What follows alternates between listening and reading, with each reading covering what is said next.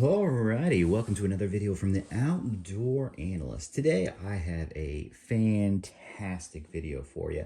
And you know what? It comes from the fact that I just saw Nutnfancy release a video on Fallkniven knives. It was one of the big modern Bowies.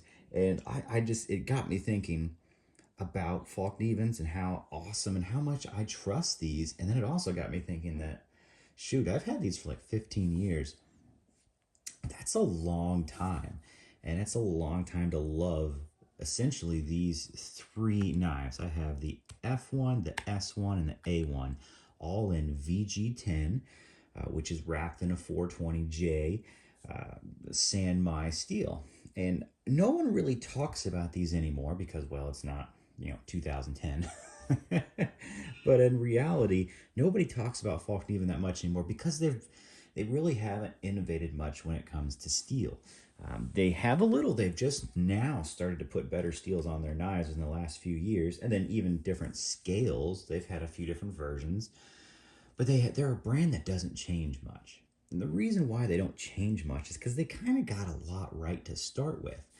And I'll just kind of walk through my history with these and what I think about them now in 2024 when incredible steels like MagnaCut exist and Nitro V's out there and CPM 154. Why would you want a Fallkniven when you have so many more options these days?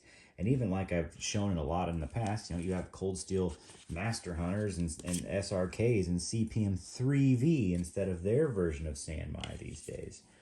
So why would you want a Fallkniven? What do you get that's special? What made these special to start with? Well, I'll tell you what made them special to start with. And a lot of people will say, well, Fallkniven kind of stole their stuff from cold steel. Maybe that's true, but what they did was something quite a bit different and extra special. And what they did was they have convex edges on all their blades. That's their thing. They don't do V edges, they do convex.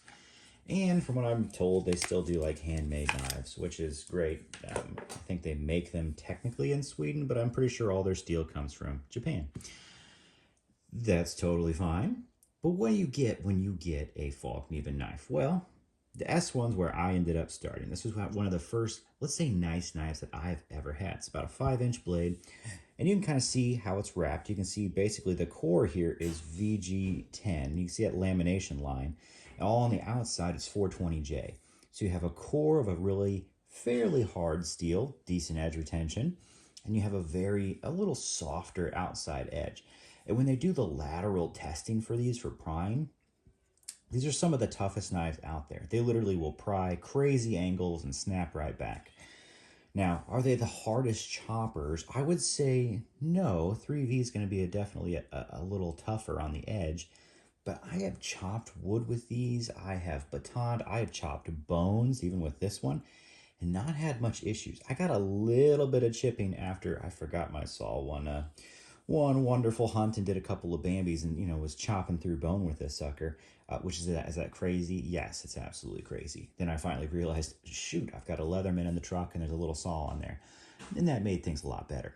But I have never had issues with chipping in any other scenario. And I've done horrible things to these knives.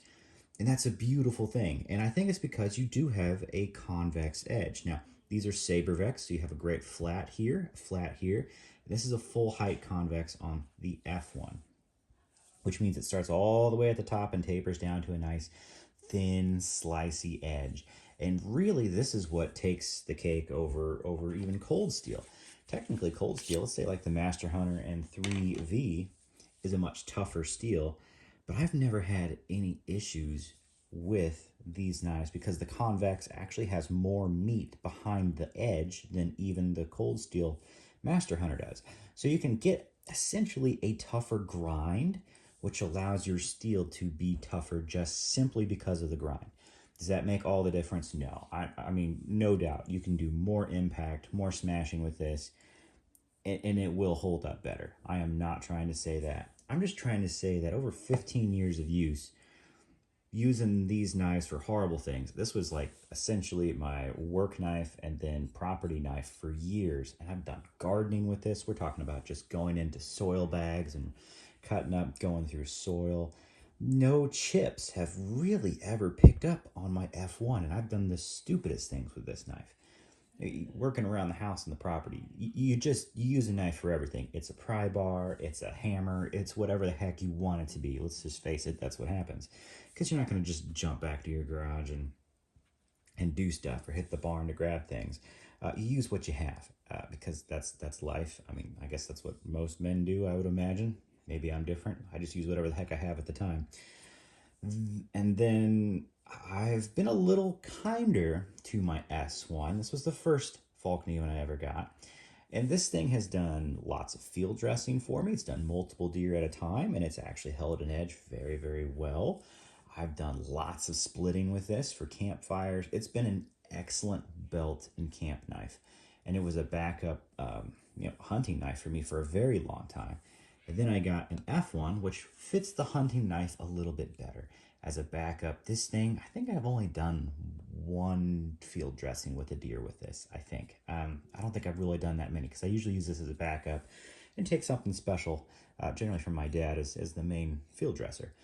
But this knife has been immaculate. It has gone through storms, it has gone through snowstorms, just rainstorms. I've done tons of hiking with this knife. Look at this thing. This is after like 15 years of abuse and pure abuse. This has been an abused knife. And the rubber on these things, I think it's thermal run, is that what they call it, has held up actually better than cold steels. I'll just be honest. I think these guys have the ultimate rubber when it comes down to it. It's not nearly as soft. It's a tougher rubber, and I think that's probably why it holds up better. But it's just held up incredibly well. I mean, this is 15 years of use and abuse, going in and out of sheaths and just getting worked on, dropped off the things. I'm pretty sure I've dropped this off the house before. It's life. Things happen. Woohoo. This one's been much nicer, even though I think it could use a little cleaning. I've held up a little. It's held up a little better for me because I've been a little kinder with it. It is an immaculate knife. Now the handles is where people will generally give these things crap. It's because they're thin, and they are very thin handles. Not gonna lie. Is this like the ultimate bushcrafting knife? It is not. It does do very well, but it's a fairly thin handle. The S1 does a little better for that. It's a little bit thicker. It holds in my hand just a little bit better, to be honest with you. But the steels, I've never had an issue with VG10 core and the 420J. I've never had rust, never had corrosion issues. Granted, I take care of these fairly well, but I've left these in packs after rainstorms for weeks and not even touched them, and there's just no issues. Same with the rubber handles. Like, it's just hard not to love the stainlessness of these, and I'll say they're pretty darn tough. VG10 is not what I would ever consider a tough steel, nor a great edge retention steel. It's very easy to hone right back up. And when it comes to these knives, I do a little stropping, but usually just stick them on the ceramic rod here for, 10 swipes each side, and you're back to hair shaving sharp. Unless you've got real damage, there's just no problem with them. And then I picked up, let's just go to the A1 a bit. The A1 is what gives you the fizz. This handle is actually incredibly comfortable for me. It's about a 1/4 inch of just VG10, 10, and 420J. And this has been my wood splitter. I've taken this out west in the mountains a few times, but really what happens is after that, all the fun, crazy trips, it became my wood splitter for, the fireplace at home, which was an immaculate amount of splitting for years with this knife. Just batoning, getting kindling ready, that's really it. I don't throw huge logs in the fireplace. I split them up pretty well. And this thing has been awesome. I don't think I've ever really dealt with crazy chipping at all. And this has hit ground before. It's hit dirt. That's why I think VG10 is actually a little tougher than I think most people give it credit for. Probably the heat treat. It's probably heat treated a little softer. I don't think the edge retention on these is great. I mean, I think even like Cedric and Ada has done a ton of testing on the Fallkniven VG10, and it's okay. It's better than 1095 edge retention. But when it comes to toughness, I've never had issues with it. I'd feel like it's almost as tough as 1095, and that's a crazy thing to say. And 1095 is not that tough. Let's be real. We have super steels these days. But these are just awesome, awesome knives. And how do they stack up in 2024? Well, you can usually find these for around 100, 130, maybe 160, 170. That's a pretty good deal for a knife that I have zero reservations on. I have no issues using these, either one of these three, for pretty much the rest of my life. These are awesome, awesome tools. And because they're stainless, there's just something special about them that allows you to never have to think about, am I going to damage this? Is it going to have issues? Is it going to rust? You just don't have to worry about it. They have fairly thick stock on these suckers. And because it's convex, it comes down to a nice slicey edge. And it just seems to be the jack of all trades knife. Like, these are the jack of all trades. Now, granted, you can get these in like LMAX now, COS steel, they're all like the next levels up from these. And would I suggest that? Absolutely. Go up and get the next level. Go up and get COS. Go up and get, I think they have 3G. I'm not the biggest fan of 3G because it's a little chippy from what everybody says. But COS and LMAX are great steels in these now. And why wouldn't you? If you can move up to a better steel with this sort of incredible design, go for it. But even if you find the old VG10s, oh my gosh, these are awesome. Like, these are just flat out awesome. I am a huge, huge fan of them. And I think it's just because they are designed so well. The blade grinds are excellent. They're the perfect woods knife here. You can do everything with this. This is pretty much the perfect little belt knife. This thing is immaculate. It's a great hunting knife too. This is, I think so many people made this popular as like the best stainless steel survival knife out there. And you know what? I can't fault that logic because I've beat the death out of this thing. Just absolute insanity. And how's the edge hold up? Super well. It's super easy to put a nice slicey hair popping edge back on this VG10. I find that I actually do like ceramics a little better than stropping with these. I think that's just because the edge is a little more intense on these. It's a higher edge, but they've just held up super, super, super well for me. So where do they stand? Would I get a Fallkniven over a Master Hunter? Ooh, everything about this knife says no, I would like this better. But I'll tell you what, if you're into slicing and you're into maybe even a little more Bambi work or woodwork, these will absolutely crush the V-edge simply from blade grind. These will split better because they have saber. They got a flat up there. These will be about similar, the F1 and the Master Hunter, which they're kind of similar as far as like, size-wise in your edges. You get a little more edge with the Master Hunter and you get a thicker handle. So this is more comfortable, no doubt. This is just nimble though. And this is purely stainless. This is 3V. There is a good argument to why to actually go for the Fallkniven. They're just so well done. The grind is so good. I don't know for $100 you can find a convex edge that's better than this. I don't know for 130 you can find a convex edge that's better than that. And same thing with the A1. You have to go up to something nicer, kind of price-wise, like either LT Wright. Well, they don't even really do a lot of convex at all. You're looking basically at Bark Rivers for the most part, or custom. And I think as far as inexpensive ways to get into a convex edge, Fallkniven's it. Like, they are the answer for convexes in a lower price point. I have never had flaws with a Fallkniven plunge grind, with anything. As far as QC goes, Fallkniven makes Bark River look like a joke. It is what it is. These are immaculately QC'd. Do they have all the fun handle materials? No. But if you're in and you want an excellent edge, an excellent grind every single time, I've never seen a bad Fallkniven. I just haven't. So you kind of get what you pay for. You're going to get an excellent knife. And it's going to hold up incredibly well for you. These are about 15 years on each. I think this one maybe, 14, actually maybe 16, and this one's probably 15 years old, of heavy, heavy use, especially at certain times of my life when these were, the main knives that I had. For years, these were the go-tos. and how they held up. I've got nothing but praise. Technically, they are not the most high end of steels, but they are the most high end of blade grinds. And for what they do, they're pretty much perfection. Now, a lot of people will rip on the sheaths. I love these sheaths because I'm a pack guy. I usually put most of my knives in a pack. I put this one left-handed because honestly, when I carry it, usually I'm carrying something else on my right hand or my right side. So this is actually a left-handed sheath for the F1 because that's most likely the one I aim to belt carry. Incredible. The S1, to get rid of a little better retention, I did put some like Ranger bands on here way back in the day, and that did help. It made the sheath much better, made it quieter, made the retention better. But these sheaths are meant to go for extreme cold weather, which I get where I'm at in the Midwest. I mean, there's been times where it's been colder here than the Antarctic, and that's saying something, you know what I mean? Which is insane. So these sheaths for me are excellent. I can throw this in the pack, don't have to worry about it.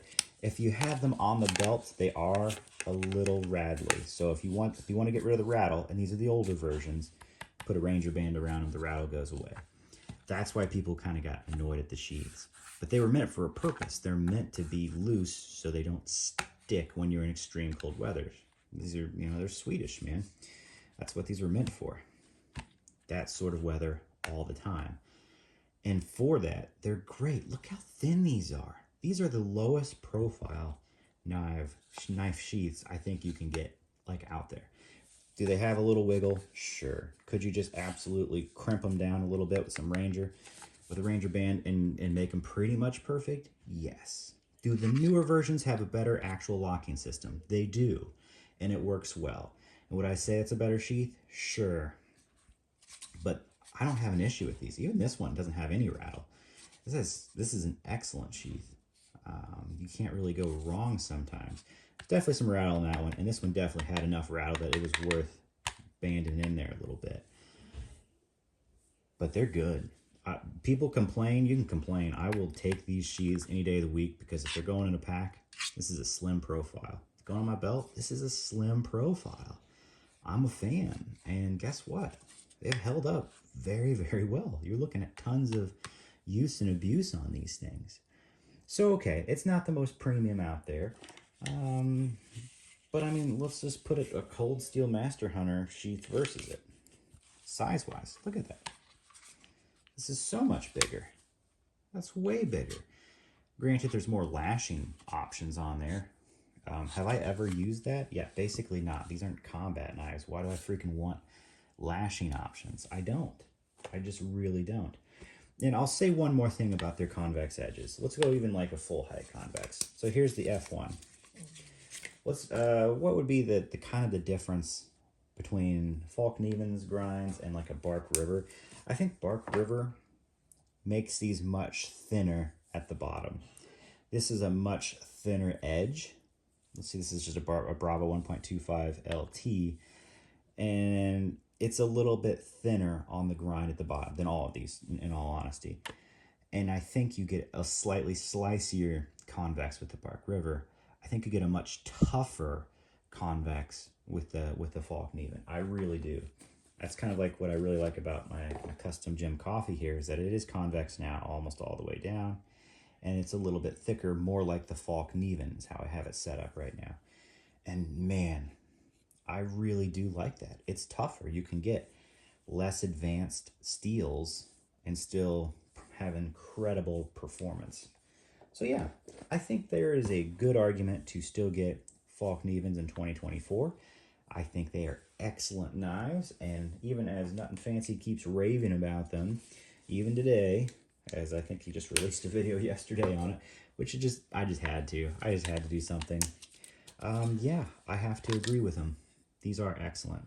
They have held the test of time. I have not gotten rid of them, nor do I ever plan on it. I will sell probably custom knives before I'll sell these. Why? Because I trust these. I have history. I have stories with every one of these knives that have done insane things for me. I can't think about going out west without my A1. I can't think about hunting without pulling out my S1. And I can't think about just well, basically working on homes without you, without this thing. Because it's just done horrible work for me, and it's been great. Oh, man, these give me joy. They really do. They're really good. And honestly, if you're kind of in that price point, there's something about the convex grind that will blow you away. The performance of these is pretty immaculate. I know I'm not gonna, try and say they're better than a Bark River that's giving you CPM 3V, but this knife on sale is usually $230 versus you can get into your S1 here for, $130. Ooh, that's pretty awesome. And honestly, this is going to be a better wood splitter because it has a full saber. This might be a better food processor for sure. But these are good, man. These are really, really, really good. And this is much less expensive. Don't be afraid of the VG10 San Mai. It's pretty darn impressive. You will be amazed at what you could do and not have any issues or damage to your blade with that steel. However they heat treat it, which I'm guessing is fairly soft, it's pretty darn good. And honestly, sharpening these suckers back up is a breeze. So there you go. This is a 15-year review of Fallknivens, I guess. Oh my gosh, they're good. I have nothing negative to say about them besides the handles may be a little thin for you. Other than that, heck yes. They have my full approval. They are incredible, and they're just designed immaculately. That's why they haven't changed, is because it bloody well works. All right. I know this is a little different video. Like, subscribe. I hope this was fun for you. It was fun for me. I'm just sitting here basically still amazed at how awesome these knives really are. Have an awesome, awesome weekend. I'll catch you on the next one.